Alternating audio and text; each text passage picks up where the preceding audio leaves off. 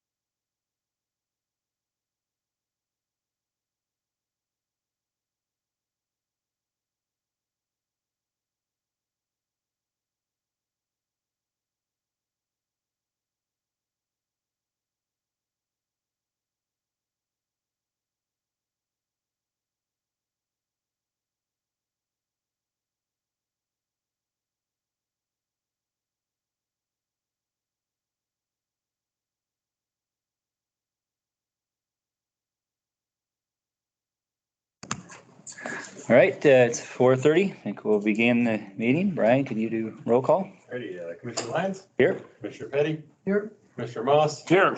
Commissioner Pop. Here. Commissioners Kinzer, Rock, and Wolfeith are absent. All right, we have a quorum, so we can get started. The first item of review and approve the minutes, I believe we do not have the minutes available or ready for this meeting, so we'll move those to December meeting. Correct? We're almost there. All right, so we will have those our next meeting and maybe a couple more. All right, move on to the preliminary development plan review.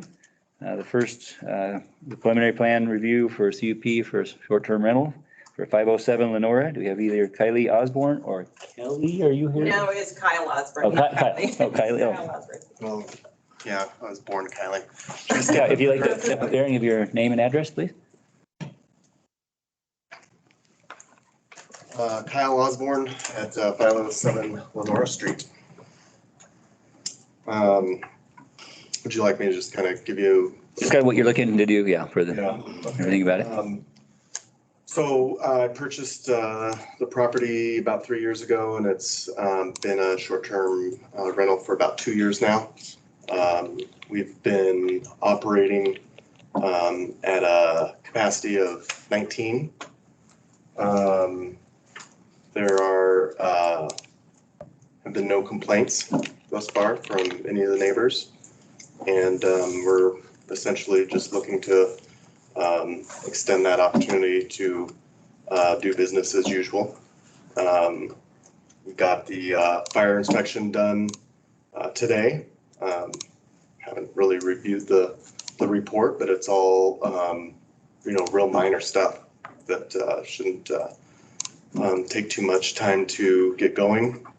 It is a unique property in the sense that it's got 3 different structures. And so one of the comments from the fire captain was that, it poses less of a fire risk because, you're going to have a fire more than likely in one of the 3 structures, and you don't necessarily have everybody living, under the same common roof. It faces out and away from everything up on the hill, so I don't think it's really adding to any of the noise level that you would get from, say, Salmon River Brewery right across the street. And with done right managing it, we do have sound monitoring system on it, and I think that's a decent summary. Anything else? Appears you have plenty of parking. Yeah, there's 2 different driveways. One on the upper road of Lenora and then one down below on 4th Street. Okay.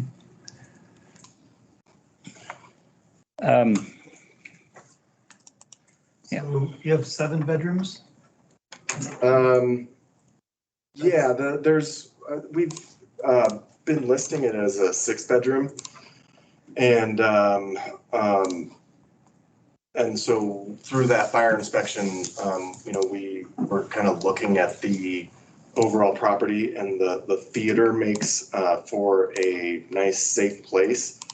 There tends to be preference on where you, from a fire safety perspective, where those people are sleeping. So up top, on the 3rd floor, a little more risk than down low on the ground floor where you have, there's 3 doors downstairs and 2 on the main level. So that one, the bigger structure, has 5 exits in it.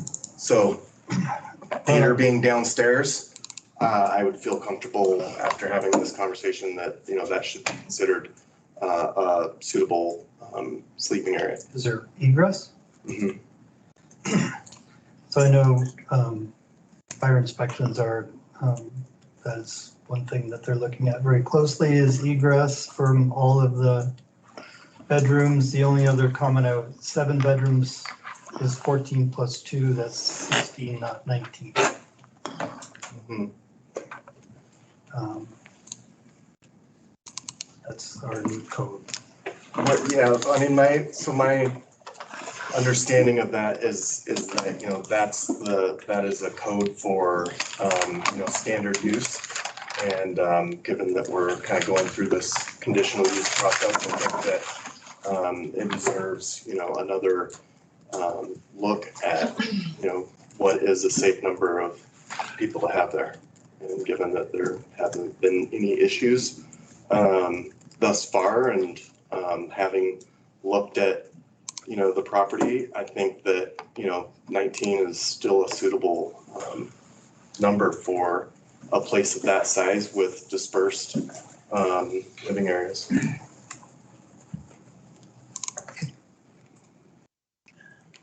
So Brian, with that, because I know this is some of the new areas that we're moving into with the code, but with a conditional use permit, typically it allows for things that aren't necessarily, we allow. Thanks that I have given, and I have been meaning to follow up with Mr. Osborne in an email on this a while. The second condition for granting conditional use permit is that it is harmonious and in accord with the general objectives and any specific objectives of the comprehensive plan and or this title. Title 3 of the zoning code, or the McCall City Code, or has standards for short-term rentals, what the occupancy is, how that's determined. If he is not in compliance with those standards, I do not see how we can grant a short-term or a conditional use permit. Okay. So we don't have any room in there for, I know we've in past to discuss like big bonus rooms or big loft areas that still, we're not able to address those as additional sleeping My areas. advice as staff, what you all do and what the city council does is up to you guys to determine. You can make that finding. Okay. So if it was something we would potentially address, I guess, would be, probably would need more information. And I mean, you got some house plans and stuff here, but I guess information on how those extra space would be, or what you're considering the extra sleeping setup. Mm-hmm. I guess whatever response the house will have from the fire inspection. Now, Bill, I don't know if we should talk about this now or coming up regarding the fire department and kind of their opinion or how they're working it now with as far as sprinklers. I know we got a new letter or an email from Garrett today regarding an application a little bit later, but it kind of changes some of the things that we might, based on our previous meeting, kind of going forward. Do you have any comment on that?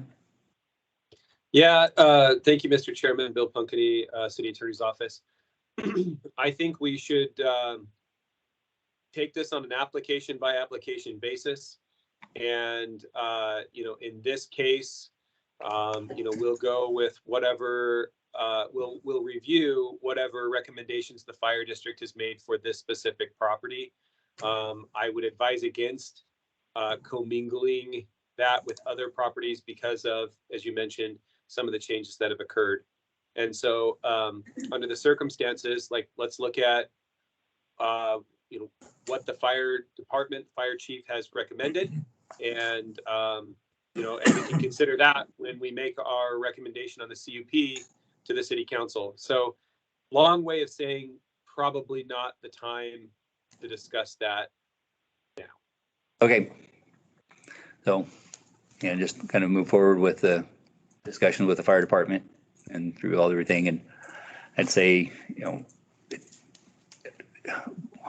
it's unclear how we can potentially grant for extra sleeping at this point, because it's pretty much the beginning of some of these. Okay. So. And so that does, play a part in the neighborhood meeting. I think I need to accurately state what that number is, so that they have, proper information on, comments and whatnot. And I would like to get that scheduled soon. I'm aiming for that first week of December. I don't know if that works in with your next meeting or if that's relevant, but now would be the time to start getting invites out for that. Well, this is just a pre-planning, so we can't make any commitments one way or another. I would say it'd probably be, depending on what you would want to do, potentially have your meeting say, this is what I'm hoping to do. At best case for you, and then you could say, here's the other things that could happen. So it could go back to the 2 per bedroom plus 2, or depending on what the commission decides, it could potentially be the other one. It just, at this point, we can't tell you. We Right. don't know. That's fair. So I would say the highest would probably be the best to tell the neighborhood meeting, because if it goes lower, they'll be happier, or you won't have to go back. So you can't change it higher after the fact. Mhm. Okay. And I think so probably some discussion with the fire department and maybe more discussion with staff too on that would probably be helpful. And what was the code that you referenced? I'll get it in tomorrow. Okay. Okay. Thanks, CDC. So, I mean, I think the rest of it, I mean, say you've had it there, seems like you got plenty of parking. I don't see any issues there. Commissioners, any other questions?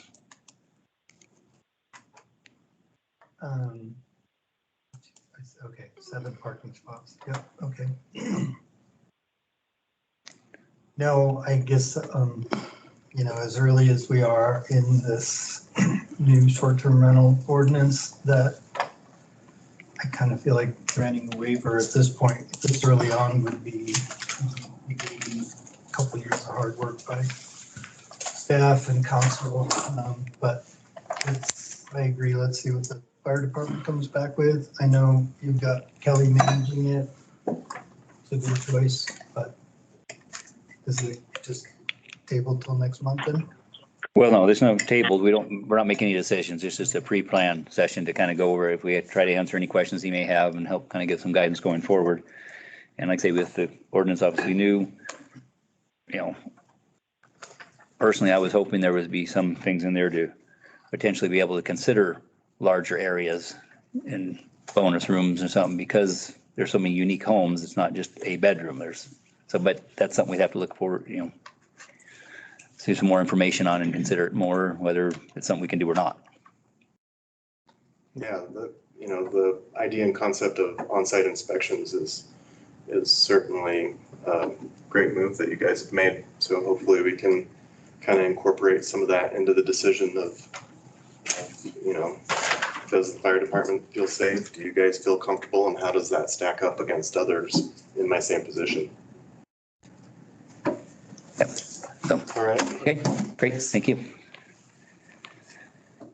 All right, we got a second preliminary development review at 260 Rio Vista for Sandra Nolan or Kelly on this one. Kelly Hill, 811 Woolly Avenue, McCall, Idaho.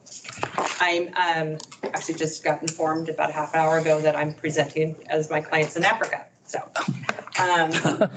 Happens all the time. Yeah. So this house is at 260 Rio Vista. We've been managing this house for about a year and a half.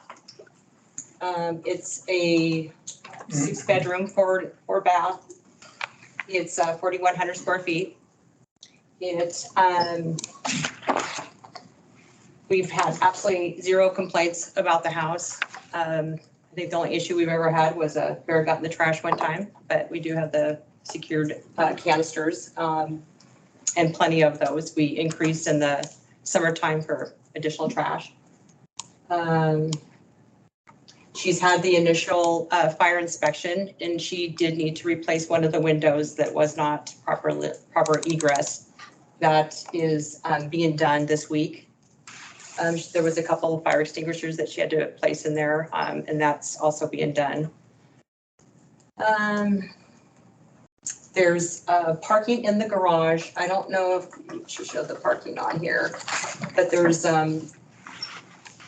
yeah, I think she showed that, yeah. So 2 spots in the garage, 2 there, and then actually you can fit 2 up. It's a pretty long garage, but she also has parking off to the side. So I think she put that off to the side. But technically, all 6 could fit in the driveway and the garage. I think it's pretty straightforward. It's a really big house. I mean, it's big enough for this size group. She's looking for the occupancy of 14. That's what we've been renting it at, like I said, with no problems. They use the house quite a bit. I would say 60% of the time they use it. So we just rent it when they're not.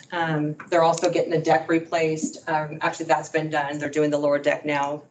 It didn't really need to, but she felt that she wanted to make sure that it was safe. And that's one of the main concerns that we as property managers look at is the deck, because those are the #1 causes of death and injury out of vacation rentals. So that's being taken care of, and she's improving the property. She installed sprinklers, but she is mainly, this is her second home. So this secondary issue is, is to short-term rent it, just to offset the taxes and insurance. But you have any questions? Are you doing the, that sound monitoring? Oh, yeah, Have we on, do it all of our on all of them? Okay. Except unless it's an odd situation, like if it's a house that doesn't have another home within a mile or something like that, we don't put them in there, but they're standard in every one of our homes. You do the cameras too? We leave that up to the owners, but we do recommend that. And I'm not sure if this house has them, but on all the larger homes, they will have them. Yeah. Absolutely. On all the CUP homes, so yes. And I know you'll be doing obviously the fire inspection with all. Yeah, so that's, like I said, the preliminary was done, it just needs to have the follow-up. But she's taking care of everything that needed to be done. And there was just that window and then a couple of additional fire extinguishers, but that was, or to replace the ones she had because they were small. And that's it. All right, commissioners, any questions? Kelly, I know you've done this a few times, so you'll know Brian and Steph will be working with you in the process. So, great, thanks. Thank you. All right, and we'll move on to the consent agenda. Is there any questions on any of the items? If you want to discuss any items specifically, is there anything that commissioners would like to poll or discuss independently on those?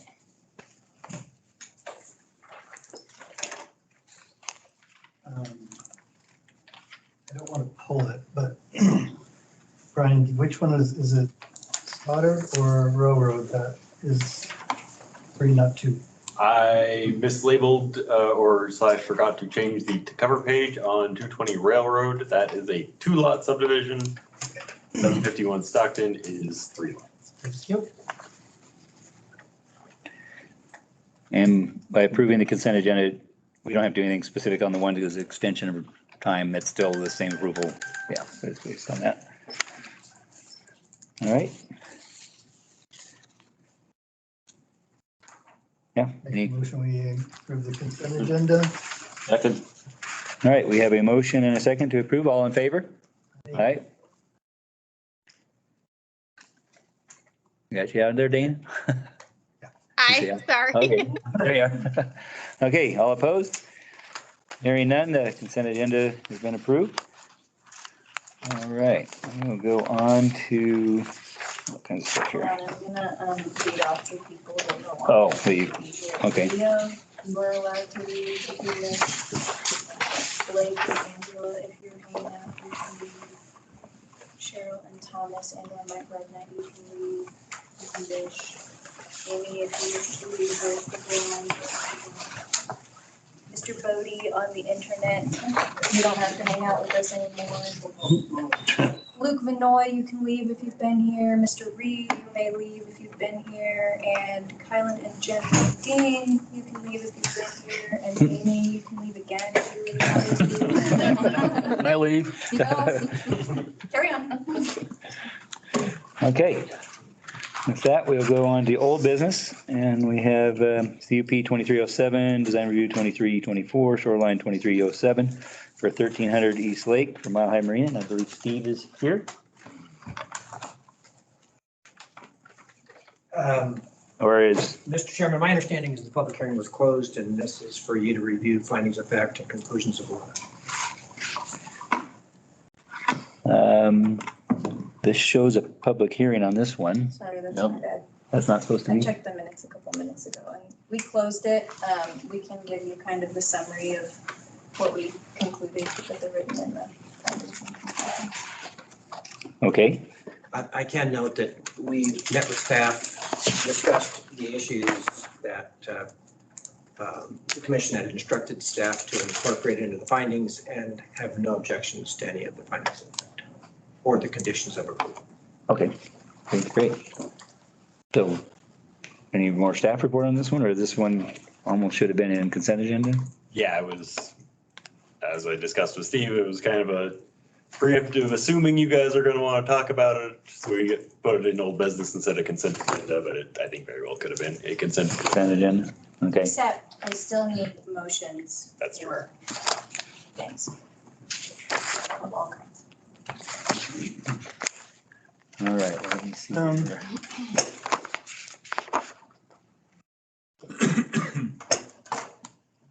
Steve, have you had more conversation with Kurt and Parks and Rec about maintenance? For the record, it's Steve Milliman. Yes, we've had ongoing conversations about the maintenance and continue to have a common understanding that the city's only responsibility for maintenance would be day-to-day cleanup. But as far as structural responsibility, repair, maintenance, replacement, that would fall to the property owner. And we envision that that will get wrapped into an agreement with the city that deals specifically with those issues. Okay, I think the only, I'm fine with all the other conditions of approval. You know, I noticed the bollards and the street frontage, and I really kind of would like to have that tied in as a condition too of a signed agreement. Any, No, we understood those to be conditions of approval. I think that's in the engineering, right? And I think Brian Not made it this. a condition of approval, number 3. but not the, that's, I just read that as Yes, the fine. bollards, the planters and removable instructions on the street, not the maintenance of the decking and dock. So a condition of approval that an It's just an agreement. an yes. agreement be reached suitable to the Yes. city council on that issue. Yeah, no objection to that. Does that make sense, Bob? Yeah. Brian, any? Okay. Sorry, that's my rec hat. Dana, you have any questions on anything on this one? No questions. All right. Well, we've got 3 different items here, and you want 3 different ones. Is that what you were thinking on this one for 3 different motions? 2 or 3. 2 or 3?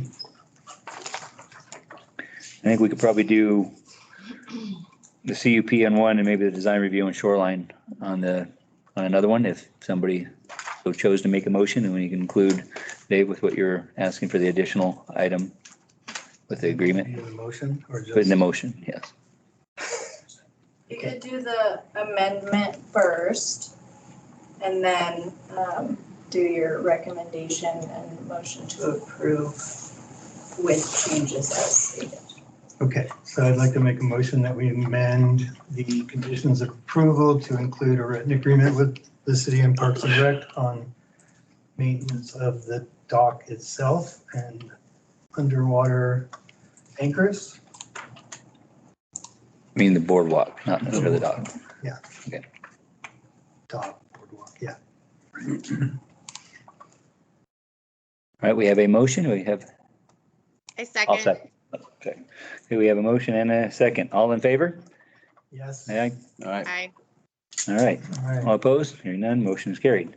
So now make a motion that we accept CUP 2307 with the staff conditions of approval As amended. as amended. And that will recommend that approval to? City council, Yes, sir. yes. Okay, I will second. So, we have a motion and a second to approve the CUP with conditions as amended and conditions of approval as amended and approved to the city. All in favor? Aye. Aye. All opposed? Hearing none, that's approved. Now we have design review and shoreline. Tony, want to take a chance? Motion that we accept design review He's on a roll. 2324 and shoreline 2307 with the amended conditions of approval. from City Council. I will second. Second, Oh, all right, excuse me. approve in a second. Okay, we have motion to approve and a second. All in favor? Aye. Yes. Aye. All opposed? Hearing none, motion carries. All right. So I believe we'll move to new business, and then the first item, PUD 2301, 23, design review 2327, scenic route 2317, and the AA 2301. I believe we have a request for a continuance on that one. That is correct. December 5th. Their December 5th meeting. So I'd like a motion to continue that item. So you want me to? Yeah. Make a motion that we continue the item PUD 2301, DR 27, and SR 2317, and PA 2301. And the date Great. specific will be December 5th. Just move to, continues to December 5th, 2023. I second. All right, we have a motion and a second for move the continuing of all those items. All in favor? Aye. Aye. Dana, I hear you? Yes. Yes, you answered. I didn't hear. Okay, all opposed? Hearing none, the motion carries. All right, and we'll move to DA 2302, 1010 West State, for Steve Millman for the McCall Memorial Hospital.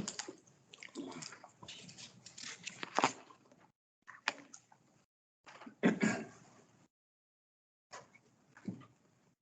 you, Mr. Chairman, members of the commission, Steve Milliman representing the McCall Memorial Hospital District. This is a pretty straightforward matter. When the hospital expansion came through, there was a concern principally by the Cranwell family, which has a home just north of the alley that runs off of State and runs west from there. And they had a concern about what was going to go on right across that alley on the hospital campus. And we reached an agreement with them at the time that was committed to by the hospital district, St. Luke's, McCall, and the Cranwells. That particular parcel they were concerned about would be a parking lot.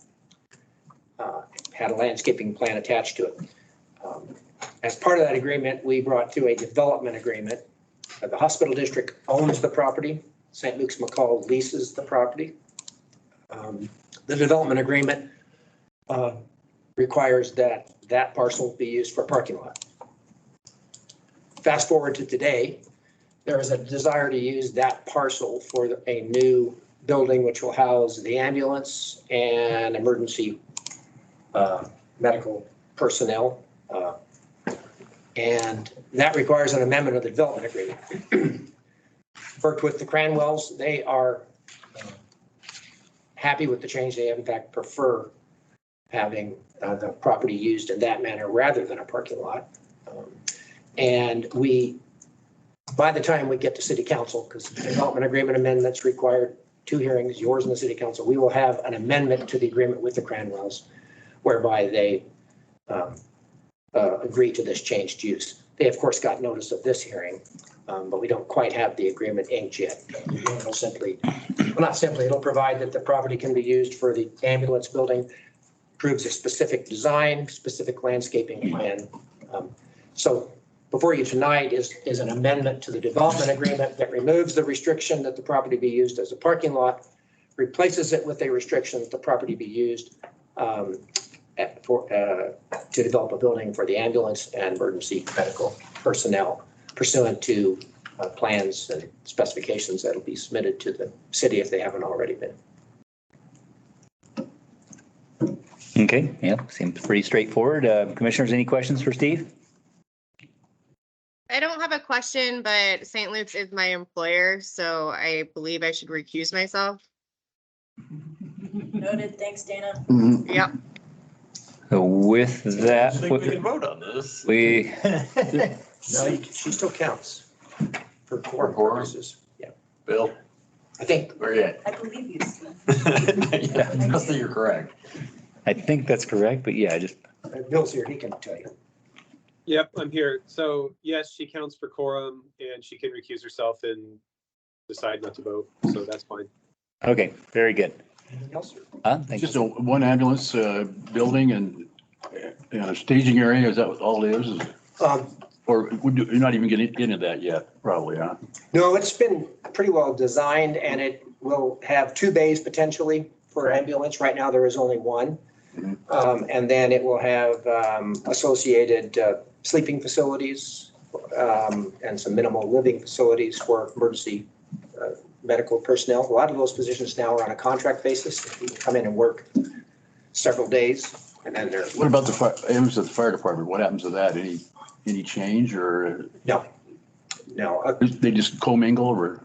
Yeah, several years ago, the fire department advised St. Luke's that it would, due to the volume and demand, would probably not be able to offer transports from the hospital to the airport or longer transports from the hospital down to Boise, particularly the longer transports.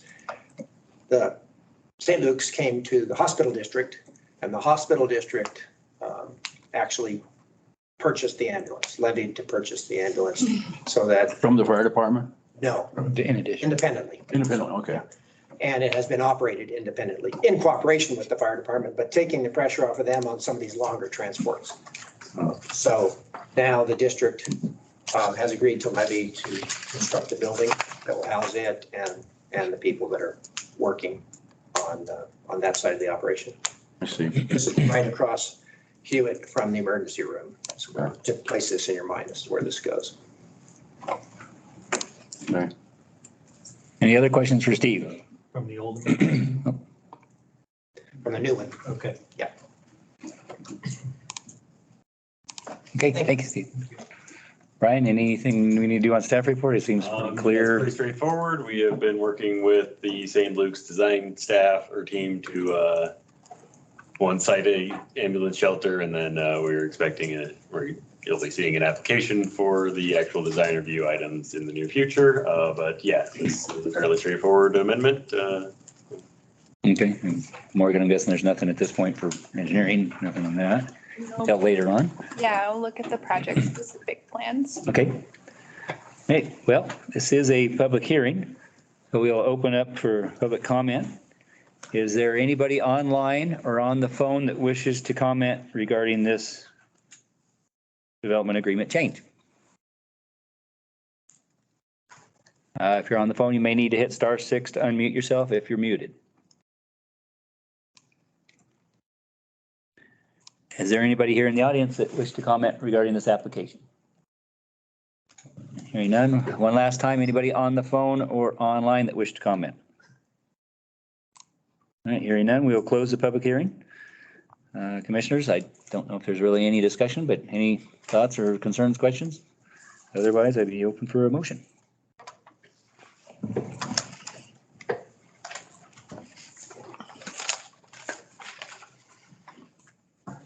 Don't all get in line now. I recommend we accept DA 2302. Other conditions of approval? No. Just the change of the design application, Change of the. or development agreement, excuse me. And that's it. Brian, Second. is this a recommendation or The recommendation, yes. Make a motion to give a recommendation of the change of the development agreement. Second. Okay, we have a motion and a second. All in favor? Aye. Aye. All opposed? Hearing none. Motion is approved. The recommendation is approved. Okay. Now on design review 2326 and scenic route 2316, looks like they have requested that to be continued to our That one's going to the December 5th meeting as well.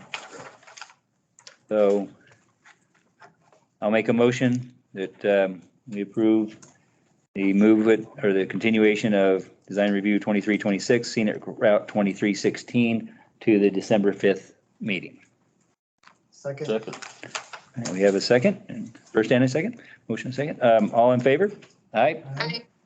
All opposed? Hearing none, that's approved. That will be continued to our December meeting. All right, moving right along. You are. Okay, we got FP 2304 on Simmons Street for Steve Allen. Steve here. Steve, are you online? For a final plat? These? Here he was. What was that? Shame on you. Well, let's see. If the applicant is not here, we will just, we want to continue it till the next meeting, or do we just not do anything? I think, yeah. Okay. All right, I make a motion that we will continue FP 2304 to be determined Simmons Street. Oh, wait, is somebody there? Bill appeared. Oh, Bill was. Yeah, so real quick, Mr. Chairman, Brian, did we notice up, for whatever reason, my computer's kind of slow to pull this one up. Did we notice up, there's a public hearing scheduled for this, right? Final plat is not a public hearing. This is not a public hearing. Oh, not a public hearing. Okay, very good. Yeah. Yeah, it's just coming up. So yeah, we're good to continue to the next meeting. Okay, so we have a motion to continue to the next meeting for the December 5th meeting. All in favor? Aye. Aye. All opposed? All right, hearing none, motion carried. Moving right along. Okay. Now we'll move to CUP 2308 for 1207 Zachary Lane. We got Colby Patchkin. Yep. Your name and address, please? Colby Patchen, 1207 Zachary Road, in McCall. So since we last spoke, we've gone through and filed all the necessary documents for the conditional use permit. If I remember correctly, Robert, some of the things brought up at the pre-app were some additional signage on the road stating it's a private lane. So we did put up 2 additional signs right at the entrance to the private road, so that hopefully it's abundantly clear that it's private road, and try to get as much unnecessary traffic off of there. One of the other things, if I remember correctly, we had our fire inspection done.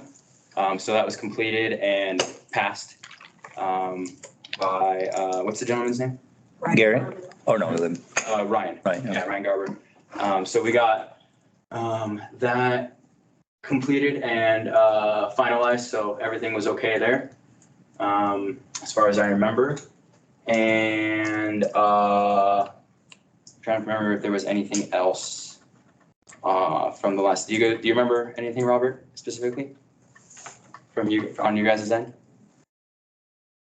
We pretty much went over. I think we took care of everything with the parking. Say that again. I think we addressed all the parking. Yeah. How you were gonna do that. Yeah, and there's definitely room with how big the parking lot or the parking area is for 8 cars, for the 8 bedrooms, as per city code or the city ordinance there. And remember anything else on that? We pretty much went over everything at the pre-app meeting, if I remember correctly. Yeah, I'm trying to think if there was anything else that. Any of the other commissioners, Dave, or? One thing, did you see the new comments from the fire department that came through this afternoon? I did not see anything that came through this afternoon. Last time I looked at it was yesterday or last night. It's the only thing I I was heard. gonna read them into the record. You're gonna read them in the record? Okay, so we'll do that here in a little bit. Okay. Was there something with the garbage or something? Do we have to figure a replacement for Liz that? I had to work with Lakeshore Disposal to make sure that they would come into the gate to pick up the garbage cans. And so that's all been worked out. Since it's the cul-de-sac at the end there, normally they don't come onto people's driveways to pick up garbage cans. So we were able to work with Lakeshore Disposal, and they now come through the gate to pick up the cans that are kind of right up closer to the house. And the gate's not locked or anything, so the fire department doesn't have to have access code or anything? No, it's most of the time it's open anyways. We don't lock it. You can close it and put the latch down, but we don't put a padlock or anything on it, no. Okay. Commissioners, any questions? I'm trying to think. I don't think there was anything else that we had to address.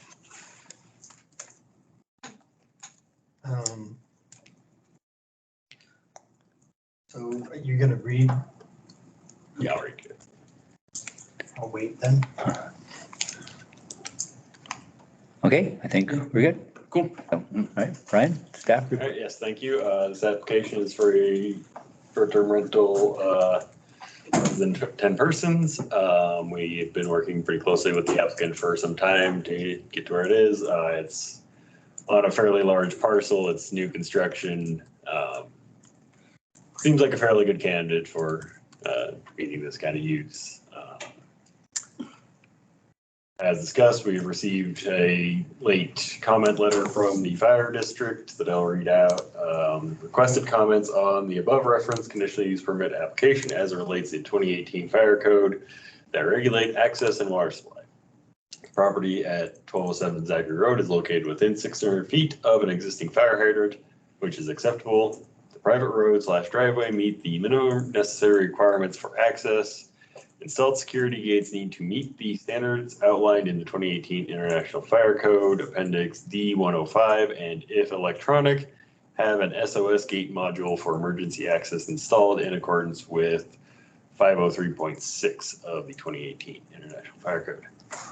Item code 394116-3 appears to limit the application of the International Fire Code sprinkler requirements in single-family residential.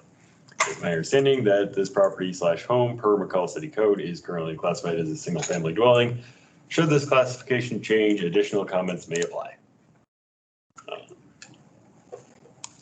Okay. I will stand for any questions. Okay, so does the approval of this request change that classification of the single-family residence? Yeah. Well. Yeah, once again, Bill Punkety, City Attorney's Office. I mean, that's the big question, right? I think at present, it does not change that classification. And so that's, I think, forms the basis for the fire chief's recommendation. And I don't think that, at least to my knowledge, our code discriminates between on a basis that's material. So to answer your question, yeah, it's still probably a single family residence for zoning purposes. Brian, do you agree? Am I missing something? No. So we can take it as Don't moving. agree, or no, you don't think I'm missing something? I don't think you're missing anything.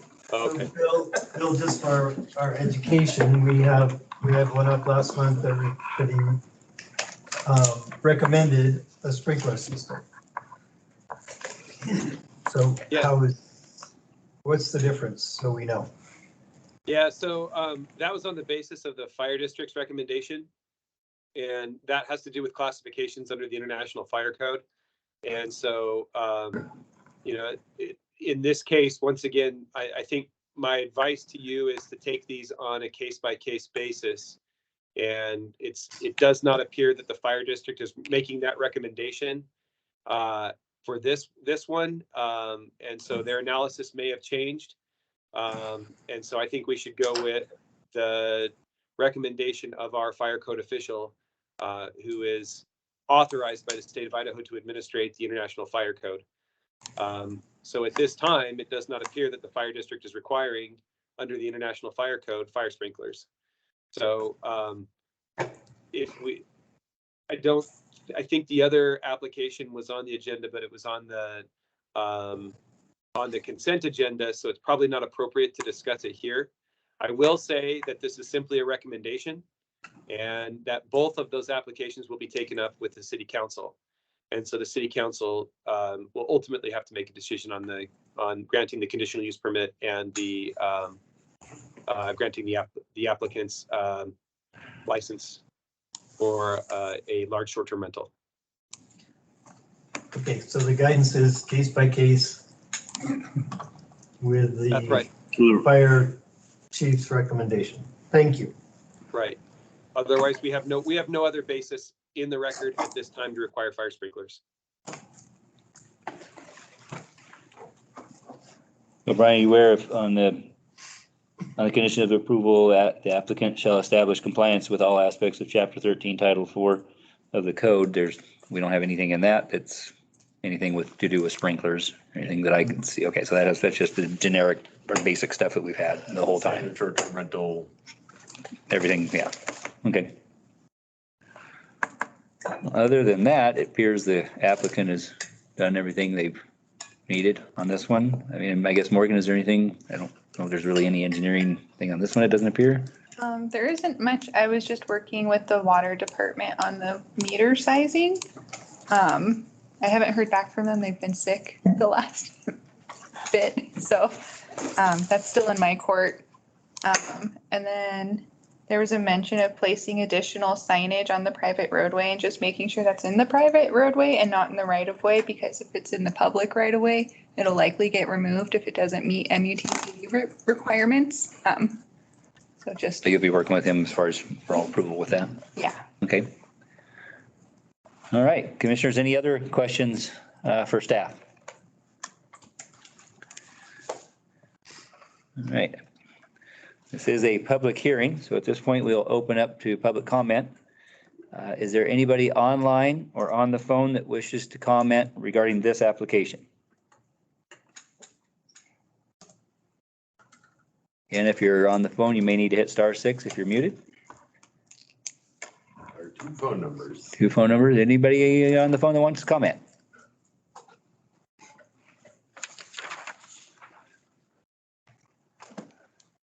All right. We'll open up to audience. Is there anybody here that wishes to comment regarding this application?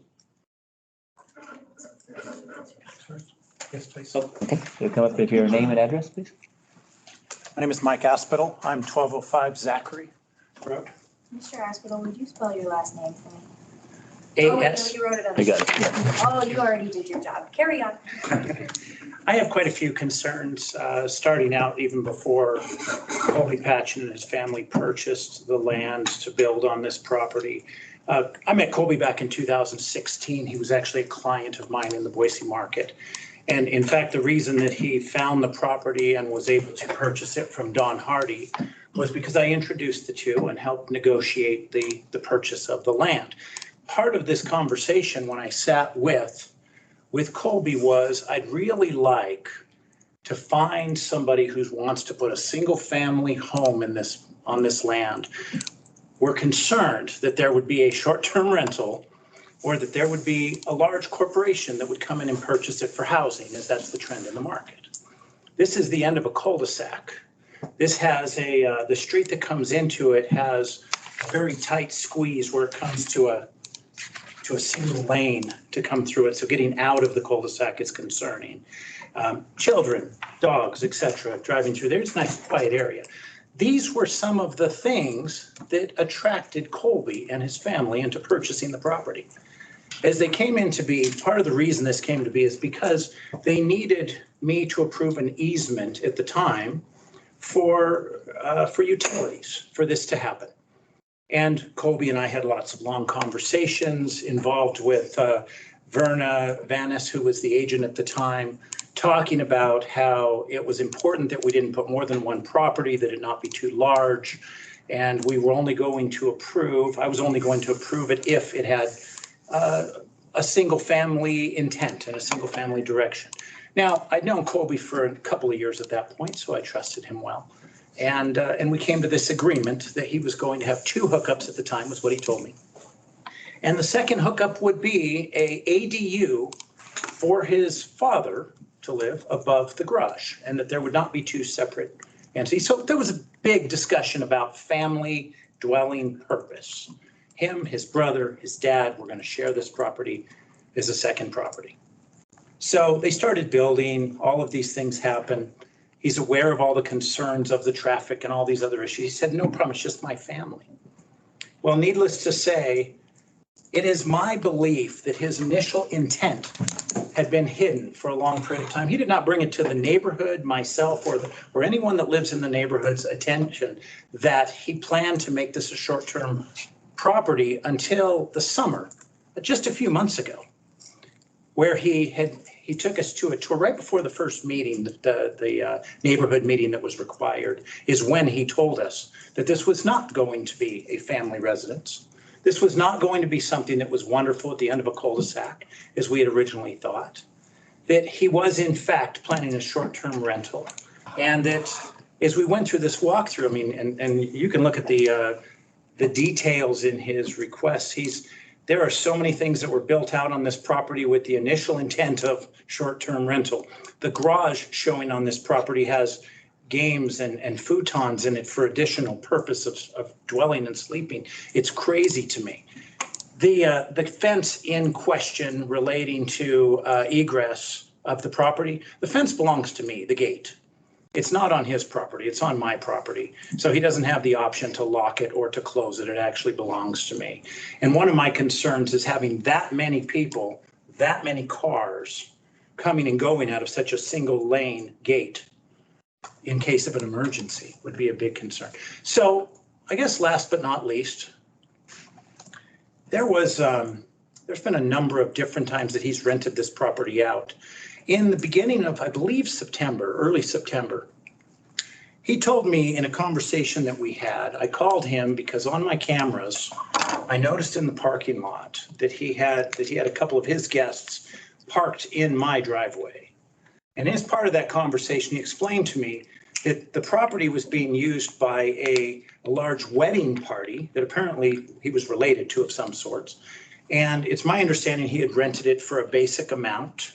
And on the cameras alone, I counted, I believe, 45 to 50 vehicles passing by in a course of 24 hours, back and forth, massive amounts of traffic, a lot of them moving at a substantial rate. And so we saved those camera views and all of those. That's exactly my concern. By allowing lots of people coming into this property, not only was there, I don't believe that he was. I need you to finish up. But now that he's asking for more, I'm going, this is the craziest thing I've ever seen, given that I really think that the safety aspects and I mean, where the actual easement is, where he crosses my property, on my private property to access this, is 2-3 feet from my property, from my building itself. So there's a lot of big concerns with regards to egress and how his guests are going to get onto the property and exit the property as well. Thank you very much. Thank you. All right, I think we do have some more.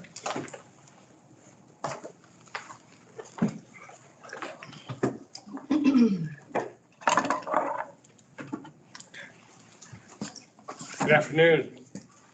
My name is Carl Carrick. It's spelled Kerrick. I and my wife Sue own the first of 4 single-family residences located on the private road, Zachary Road. The road ends at the applicant's property, which is the last residence on the road. We urge you to deny this request for a conditional use permit. We take this position based on 3 specific issues as they relate to the conditional use permit standards set forth in the McCall ordinance. First, we're concerned about the negative impact this use will have on our private road. Zachary Road is an easement allowing for ingress and egress to the neighborhood properties. Any vehicle traveling to the applicant's property must pass over all of our properties. We are all subject to a road sharing agreement that provides we share equally and maintaining the road. When the easement was first described and the road sharing agreement entered into, I would submit that no one contemplated such disproportionate use of the road as this large short-term rental would create. In short, this use, if allowed, would violate the original intent of the easement and the original intent of the road sharing agreement. In 2016, the city of McCall discontinued all previous road maintenance, including snow removal on Zachary Road. The city recognized Zachary as a private road. Further, the city would not accept it as a public road because it failed to meet many of the city requirements for a public road. It seems contradictory for the city to deem the road inadequate for public maintenance, but then approve this CUP where the same road is the only access. The road is not a through road, thereby concentrating all the traffic in and out of the applicant's property to one lone access. Further, the road passes virtually next to the garages owned by our neighbors, John Park and Mike and Buffy Aspinall. Second, we're concerned about the negative impact to the character of our neighborhood. All 4 properties are single-family residential use. In short, we're concerned about the large influx of strangers this use will bring into the neighborhood on a regular basis and the challenges that will come with that to the neighborhood from those uses and strangers being present in our neighborhood. Third, we're concerned about the applicant's non-compliance with the ordinance for the entire month of September. The applicant was in violation by advertising on 3 websites that we're aware of and renting the property as a short-term rental without having obtained the necessary permit. We wrote 3 separate emails to the city beginning on September 3rd, asking that the owner simply comply with the ordinance. All we ask is that they comply with the law. The owner continued in violation until after the city issued a formal notice of violation on September 26th. There before you having already violated the ordinance and received a notice of violation. This non-compliance from the very beginning predicts future non-compliance with any conditions you may require for them in the future. We submit that based on these 3 concerns, the application for a CUP should be denied. The commission cannot reasonably conclude that the use as applied for will meet the requirements of the CUP standards set forth in the McCall ordinance, specifically paragraphs 3, 8, 9, and 11. We urge you to deny the application. Thank you for your time. Thank you. All right, do you have anybody else?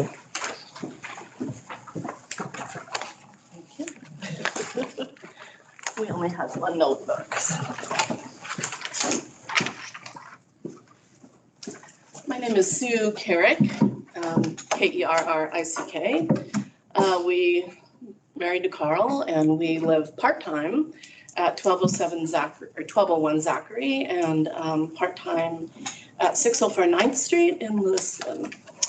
I would like to address the impact on our neighborhood as well. We've owned the property for 30 years, and when we bought the house, there were just 3 houses there. The house at 1207 had burned to the ground and actually had a garage at some point, but was vacant for quite some time. Our house was built in 1970, John's 1975, Michael's 1948, I believe. All 4-bedroom homes, and using the rules, the new rules of the city, that would allow 10 guests per home. So, you know, our neighborhood consistently could accommodate 10 guests per home. But now we have a lodge at the end of our road, which according to the conditional use permit is permitted, we'll have 8 bedrooms and allow 18 guests. So you can imagine it will have quite an impact on our neighborhood. One thing I would like to mention too regarding impact is Done Right Property Management has mentioned multiple times that on our little street, 2 of the homes are part-time residences, and 1 home is that of a full-time resident. Again, this is mentioned multiple times throughout paperwork, and so I'm wondering what that implication of that is. Do our rights matter less because we're there part-time? Or is it imagined that the impact on us would be less because we're only there part-time? Unfortunately, when we come down to McCall, it tends to be on the weekend. My husband's still working part-time. I'm fully retired. And knowing that the overall occupancy for short-term rentals of the size that they're trying to get is about 45%. That sounds very well and good, except that the weekend, I'm guessing the occupancy is closer to 100%. So when we are there, able to use the property, it will have a huge impact on all of us that are part-time residences. I will say that this process has been frustrating at times. And I would like to thank the city for building into their process the opportunity for the adjoining property owners to have a voice. And we actually dropped the ball on our first opportunity to have a voice during the design review process when, we were given a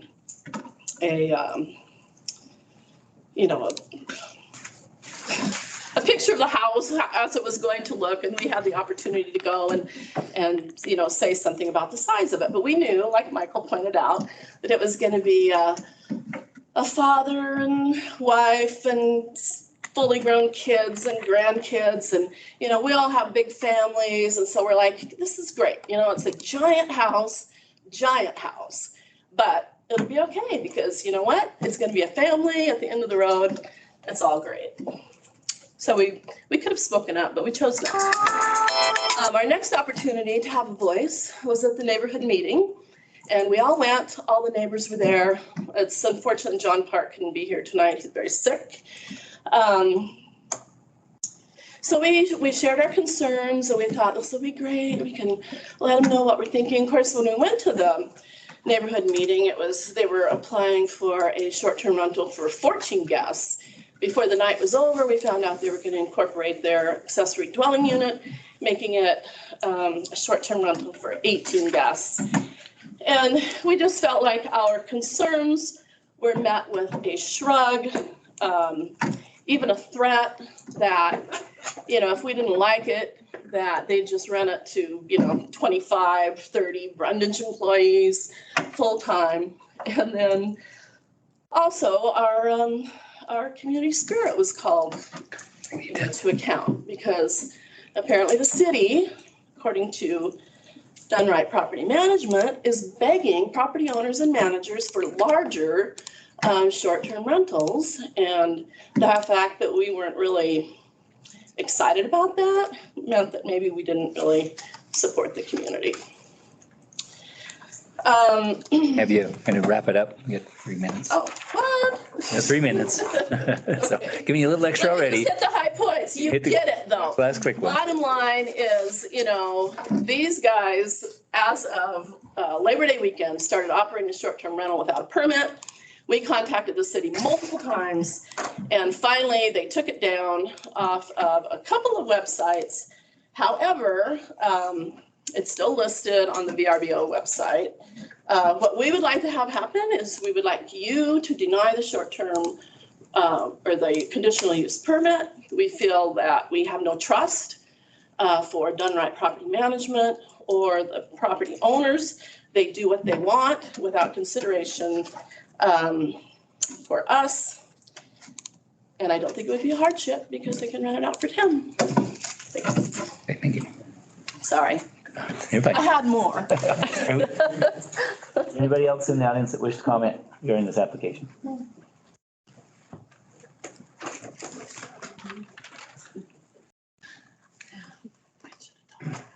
Mr. Chairman, members of the commission, Steve Milliman, 706 North First. I represent the Carricks, the Aspitals, and John Park could not be here tonight. He is the third neighbor whose garage is right on the traveled way. He's ill and not able to be here. As a fact, I'm representing a number of people that ask your indulgence. If I possibly go over the 3 minutes, I don't know that I'll need to, however. Prior to your 2022 amendment, or our 2022 amendment of our ordinance, these kinds of applications were kind of a wink and a nod in the sense that commission was told, you can't really turn them down because of the state law, but you can put some conditions on it. Under the current ordinance, and thanks to your efforts, that's no longer the case. There is a matter of right, subject to just checking the boxes and getting a permit to have a short-term rental for up to 10 guests. Matter of right, and this applicant has that right. Above that, you and the city council decided, I think correctly, would require a conditional use permit. Why? I would suggest because you entertained the possibility that the larger short-term rentals might in fact have such an impact on the neighborhood that they would not satisfy the conditional use requirements. So the difference today versus before 2022 is you can say no, and you do not deprive the applicant of the right to engage in a short-term rental. You can say no and deny them the right to have an 18-person small hotel on the property. I will note briefly that as far as I'm concerned, your ordinance does not allow the ADU above the garage to be used for a short-term rental.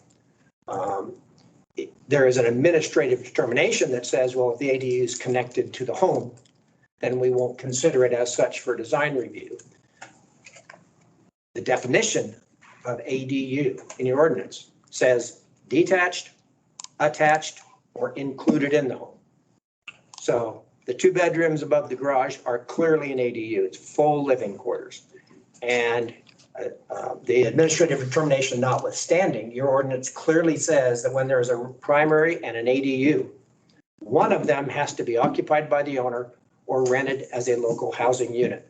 So I would contend you cannot include that ADU in the calculation. I acknowledge there's an administrative determination that says to the contrary, but your ordinance has not been amended. Moving on. The context in which this application is presented to you, you have heard tonight. Context is the most directly affected neighbor, the Aspitals, were told this was going to be a single family residence. The context is this owner and done right opened this use up in violation of the code. And as Mr. Carrick noted, it took a notice of violation to stop it. That's the context. The issue before you is, can you make an affirmative positive finding on all 12 CUP standards? Can you find that this 18-person rental will not change the essential character of this small neighborhood? Can you find this 18-person rental will not cause unreasonable increases in traffic or noise?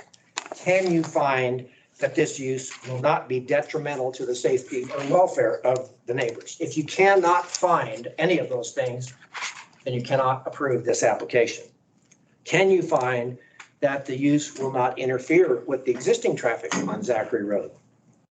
I would suggest the answer is no, that you cannot make those findings. Zachary Road is a substandard private easement. The city specifically has rejected it and specifically declined to accept it or maintain it. And yet you're being asked to approve an 18-unit rental that relies solely on Zachary Road. There are certain facts that I think we have to face.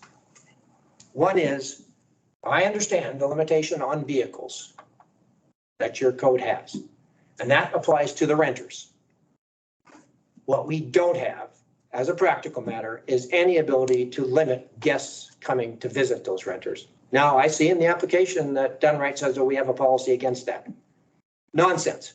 People come up here, 18 people come and rent this. You mean to tell me they're not going to have any social events where other people come? Of course they are. And my experience is they always do.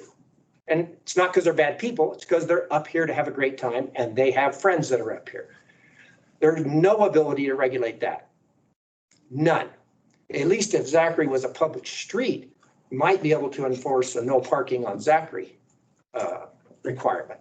But here, it's going to be the shell game of, well, wait, we're not staying here. We're just here to visit for a little while. And that has happened already, and it will happen. And there will be no means for these folks to do anything about it. The comparison that's made in this application of the traffic from this to a single-family residence is nonsense. It's just nonsense. A large single-family residence is going to have people come and go. It will, on occasion, have extended family there, but it will not approach the traffic that is going to happen with this rental if you approve it. It will not approach it. And already, as Mr. Aspinall pointed out, there's been an occasion on which he counted 45 to 50 cars back and forth, okay? And I will guarantee you, having represented a single woman on Knowles Road who had the misfortune of having a large short-term rental on Knowles Road managed by Dunright, that it can be a nightmare. The cars parked on that road on a regular basis sometimes made it hard to even get through. Okay. So I think if you carefully look at your standards under the conditional use permit ordinance, I think you will find that this use will change the essential character of this small neighborhood. It will risk the safety and welfare of the residents. It will detrimentally increase traffic on this small private easement. As such, I would urge you to deny it, acknowledging that this applicant can still engage in his statutory right to engage in a short-term rental.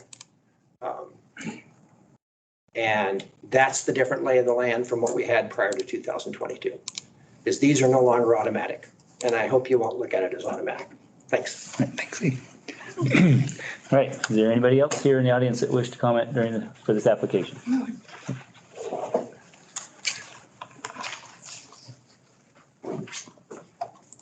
I need to say my name again. Yes, please. Kelly Allen, 811 Woolley Avenue, McCall, Idaho. I'd like to address some of the claims that were made here tonight. First of all, I will take responsibility for listing the property inappropriately. I will take full blame for that. That had nothing to do with the owners of the house. Dunright Management did list the property. We were very unclear according to the way the ordinance was written, that we did not understand that if it wasn't a new rental, if it was a new rental, we weren't allowed to continue listing it or list it. There was some confusion there, which we made very clear with the city. As soon as we made that clear, we took it down immediately.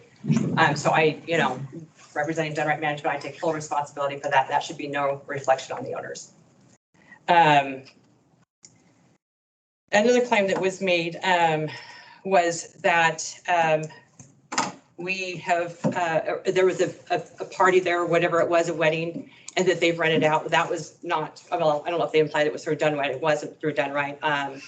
And my understanding is that it wasn't necessarily rented. It was Colby's family or friends or whatever. He's let use it, and he's let his family and friends use it on numerous occasions, which I do know that they have a lot of people, but that's not an issue here because they're allowed to do that when they have a home and they own it. Another claim that was made was that we threatened them to rent it out to a big group of Brundage people for, 25, 30 people, that wasn't actually a threat. I did say that we could have actually happen because they are going to need to rent this place, regardless if it's just short or long term. I mean, they have a mortgage to pay, and I know that's not all of your issue, but it is a fact. This house was allowed to be built this size, and if it's not short term, it probably will be long term. So that's not a threat, it's a fact. And as far as our experience, I mean, I know that Steve mentioned that, he has had a lot of experiences with people visiting properties and stuff like that, but he has not had, as far as I know, not experience with our homes. We do monitor that. We do not allow guests to come over to other people's properties. We do monitor. That's why we have cameras outside. We do have noise monitoring devices. We've, come a long way since we have, I know you're shaking your head, no, but that's, but, we take this very seriously. We do not want our homes to have other people there when they're not supposed to be. This doesn't preclude anyone from, stopping by if whatever, but it's not to any length of time. And it's made very clear in our rental agreements that we do not allow that. So that is not something I'm concerned about with this house. And as far as, typical use there, they're talking about additional use for this property, that there's going to be an additional traffic, that there will be. Because there is no historical use for this home on this property. So how can you say that there's going to be more? Yeah, there will be more, but how, you can't compare it to anything that exists. So I would kind of question that as well. So I guess that's all I have to say. Thank you. Thank you. Is there anybody else here in the audience that wish to comment regarding this application? Anybody? Is there anybody on the phone or online that wish to comment regarding this application one last time? All right, hearing none, we will close the public hearing, public comment, excuse me. All right, commissioners, discussion. I guess, Brian, I did have a question, I guess, concerning the ADU. How was that one?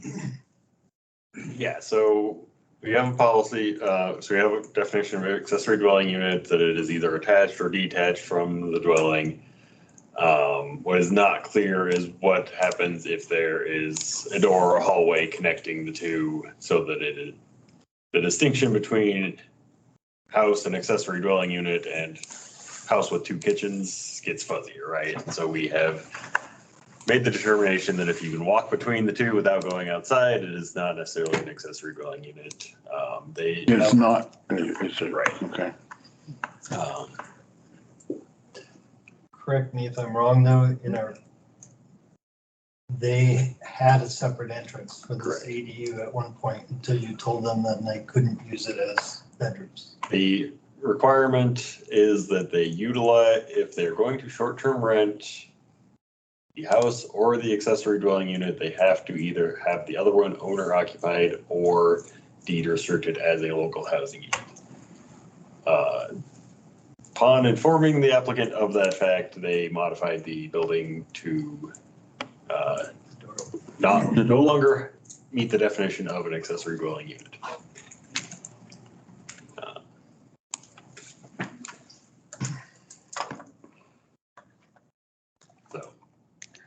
Has there been any, I mean, well, actually, you know what? I forgot. We need to allow the applicant to respond. Right. To. I believe that was. Well, Kelly was. Speech, but No, I wasn't representing them. I was actually. I will point out that you are listed as a representative on the application, but we'll still allow Colby to rebut. Yeah. So I just remember before that. Colby, if you'd like to, have any response to public comment? I think Kelly's pretty said. Covered that. Okay, said so. Everything that needed to be covered. All right, so then we'll go back to discussion. Sorry, I forgot about that part. Did the staff have any, I'm guessing they probably didn't, but look at that easement. Was there any restrictions in the access easement that we have to be concerned with? Road, go on, I'm sorry, go ahead. I have not reviewed the access easement agreement, and I believe that would most likely be a civil matter between. It's separate from anything that we're doing. Yeah. Okay. Is the road maintenance agreement in here too, or? No. Yeah, again, that would probably come under that easement access Yeah. for whatever they're doing there. So that's really not anything that we have Anything per se on. That's kind of a separate item. So when I look at 1309A,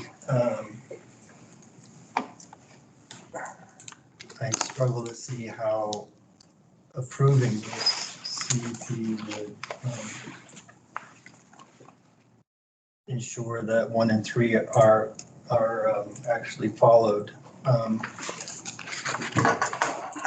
a little disappointed. And correct me if I'm wrong, but when Colby, when you presented originally, you said the neighborhood meeting went fine. And you can see 3 of your neighbors here.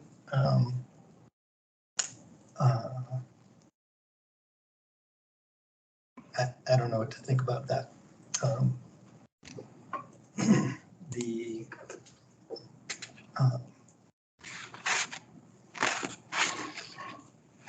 Yeah, I think that's all I have to say about that, but certainly is going to create hardship for,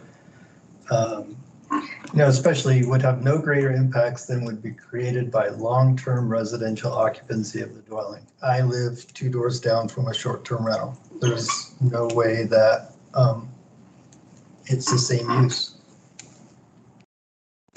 It's the same, what do you mean? The same use as this, or?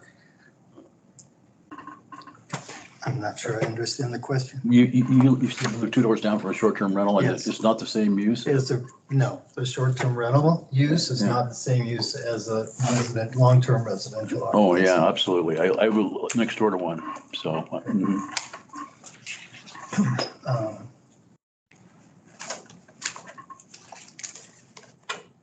So which item are you referring to in the? Well, it's just part of the code, actually, right, Brian? Yeah, so that on the Commissioner Petty is referencing the purpose statement of the short-term rental ordinance. The ensure that the use of short-term rental dwellings have no greater impacts than would be created by a long-term residential occupancy of the dwelling, and to protect the rights of property owners adjacent to short-term rental dwellings to a quiet, safe, and neighborly environment free from nuisances that would not exist or would be less intensive, but for the use of a dwelling as a short-term rental.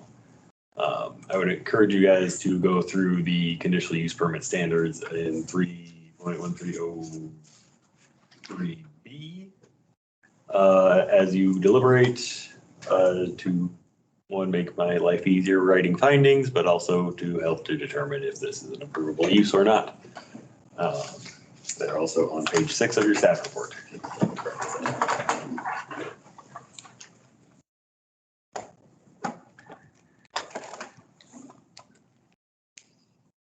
Dana, you have any thoughts there, this one?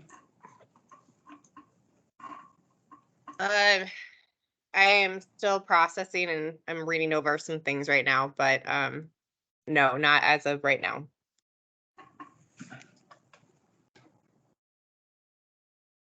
Okay.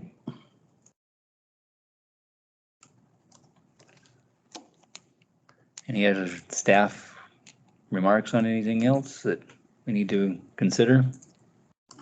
I don't believe so. Okay. Anything, Morgan? There's nothing really on, other than what you've already commented. Commissioners, your thoughts? I mean, do we want to go through the items of the conditional use one by one? It seems like we usually will do that if we're hitting something like this.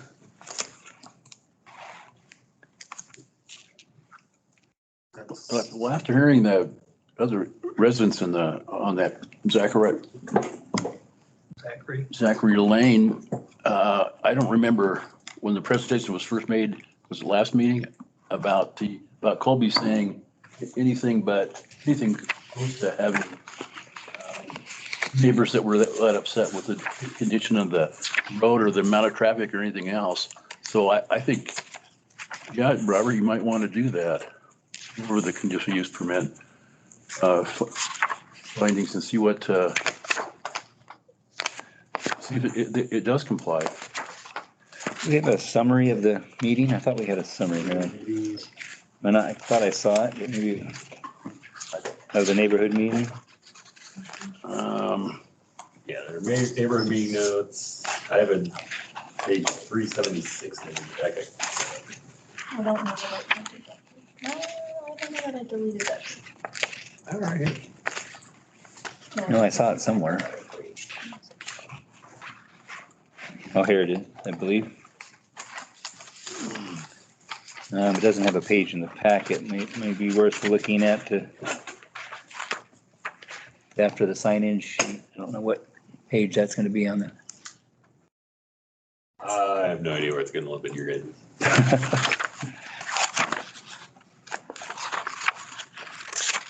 About the last 8 pages or so pages from the end. There we go, I don't know what's going on. 374. That's what, yeah, Oh, no, give it one more. 275? Give it another one.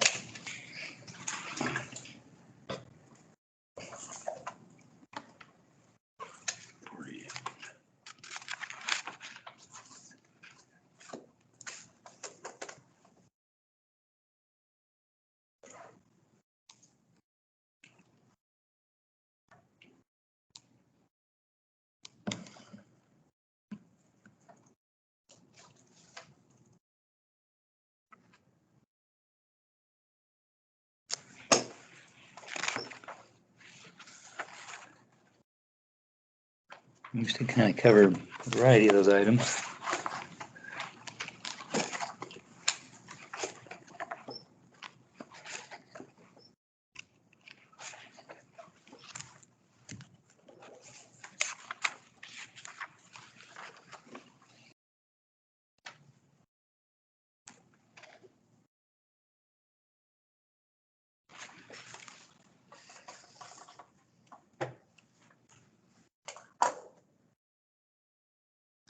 Well, I think maybe at this point, we'll go through the conditional use permit standards on each item and I discuss it from there. So one would be constitute the conditional use as authorized in the zone involved. It does go with that.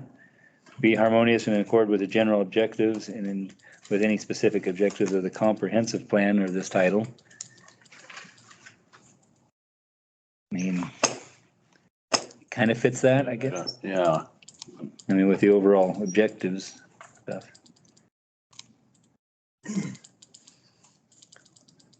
Number 3, be designed, constructed, operated, maintained to be harmonious and appropriate with appearance, existing likely character of the neighborhood.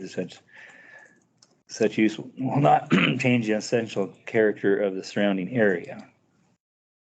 That one's gonna be a hurdle. yeah, considering the size of the house, And the proposed use, yeah, yes. that too. And there is that. I mean, currently the other homes are not rentals, but I guess they could be. They all seem to be a little bit larger homes if they're all 4+ bedrooms. Maybe not as large as this particular one, however.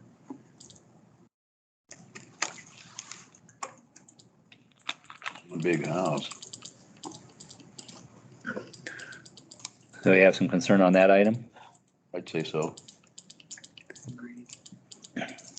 Not be detrimental to the health, safety, general welfare of the persons working and residing in the neighborhood for such proposed use. I mean, there is going to Sure, be the traffic, traffic, but the traffic issue, but I mean, I mean, that's a lot of vehicles for a short period of time, and again, the owner would have potential use of doing whatever they wanted. I don't know if that would change it that much if it was a. Well, you're cutting it in half, basically, from 18 to 10, right? yeah.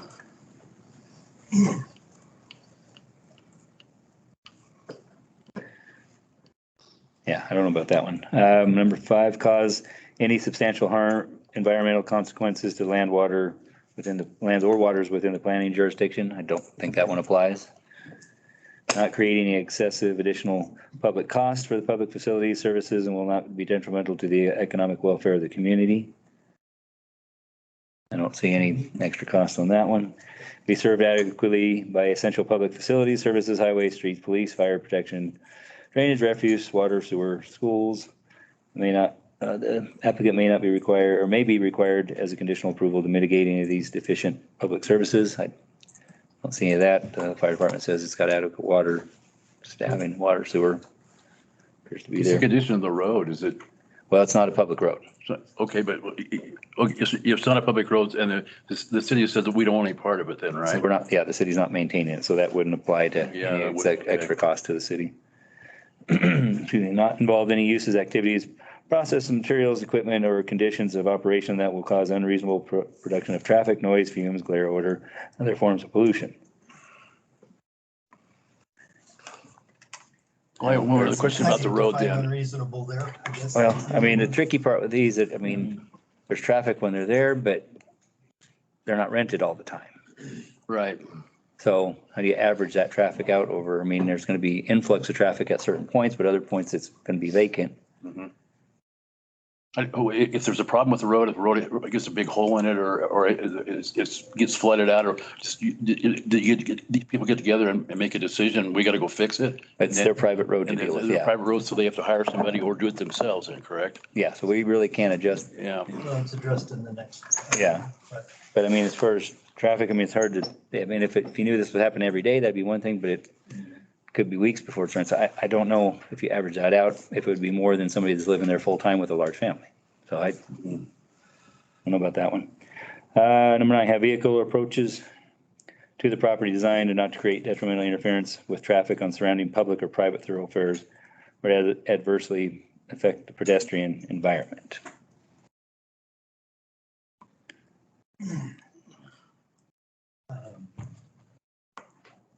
Certainly this volume of additional traffic on a private thoroughfare will cause some financial costs to all of the users. I'm not sure that. Proportionate to the amount of traffic, what, with this big house, and if you approve this conditional use permit, they're going to be the lion's share of the traffic, I would think. I mean, maybe not all the time, but on an ongoing basis. Just the sheer number of people that are going to be living in these houses. There's more than one, too.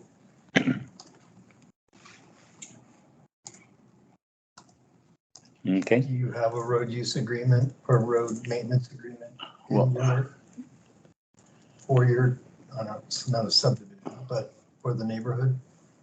Are you talking to me? Oh, yeah, I should be addressing.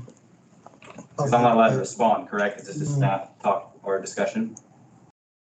It was my mistake to address one of your neighbors, but. I think we can ask that at this point. Yeah, you Yeah. officially closed that shop. So yeah, is there a road use agreement as part of that easement? There is no written road use agreement. Yes, there is. We've never signed anything when we purchased the property or anything. There's just been the sharing the costs as far as oiling the road when it needed to be oiled. When we were constructing the house, we paid for an additional road oiling because we knew there would be more traffic on it. But when we had the neighborhood meeting, and I'd like to clear up, someone asked, like, he said the meeting went fine. I took all the, I mean, I don't know what I'm supposed to say that, like, I said we had the meeting and they expressed their concerns and I've laid those out in the documents there. That the meeting wasn't horrible. They had their concerns and they expressed them. And so to me, that means the meeting went fine. But as far as specifically the word concessions were used by one of the parties, is they wanted to raise their concerns but not speak to any concessions or solutions to the items that were raised as far as like road maintenance and that sort of stuff goes. So that was specifically stated during the meeting that they didn't want any concessions on advice of their counsel, but they just wanted to raise the issues that they were concerned about. So that stuff has not been discussed because they asked not to discuss it. Until what point they want to discuss it, I don't know. But I'm amiable to Any discussion, I've already repaired parts of the road. There was a couple potholes that I took on my own accord to fill earlier this year. And with my skid steer that we had and bring the dirt down and do that. I also, we had some issues with Pueblo Lindo. Okay, I think at this point, we'll just basically asking the question on the one item there, so Yeah. thank you. Yeah, as far as, we've never signed any written. Commissioners, the public hearing is closed. You shouldn't be taking additional evidence right now. Yeah.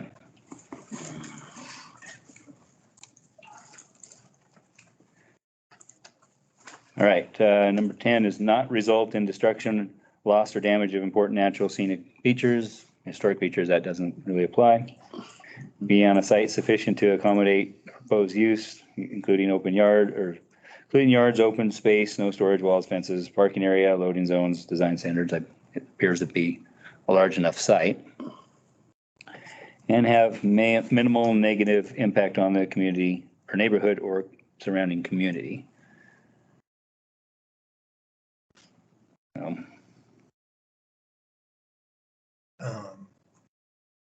Certainly on the neighborhood.